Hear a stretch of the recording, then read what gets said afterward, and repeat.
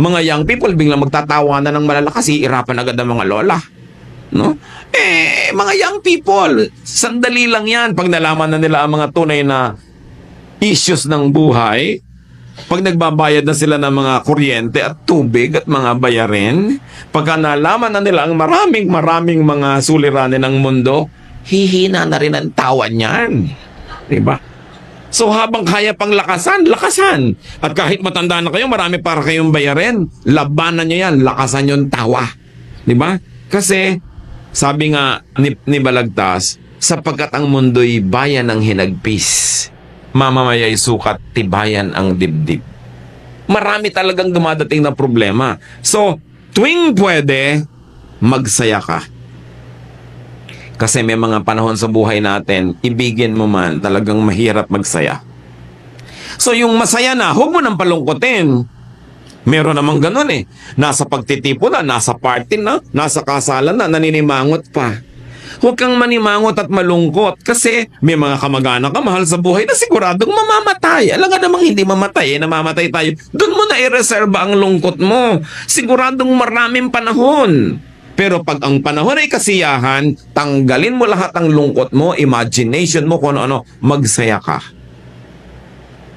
Kasi dapat tamasahin, samantalahin ang mangilan-ngilang pagkakataon na pwedeng sumaya. At pag nakakakita tayo mga kapatid ng nagsasaya, huwag kayong killjoy. Hindi kayo makatulog pero nagkakantahan sila, magpasa kayo ng buto ng kakao sa tenga nyo para makatulog kayo at sila sumaya. Alangan naman kayo itong matutulog, lahat patahimikin nyo na. Diba? Maraming panahon ng katahimikan na ang tao hindi mo man pigilin na mag-ingay, kusang tatahimik kasi maraming darating na dagok ng buhay. So habang hindi dumarating yun o wala, bakit nyo naman dadagukan? Kailangan marunong tayong magrespeto sa taong sumasaya. May bakasyon, huwag nyo ungkatin ang mga problema, kaya nga nagbabakasyon. Magkaka-opisina kayo, magre-retreat kayo, magpupunta kayo ng bakasyon kung saan, huwag nyo pag-usapan ang trabaho. Pag-usapan nyo pag nandun na uli kayo sa inyong opisina.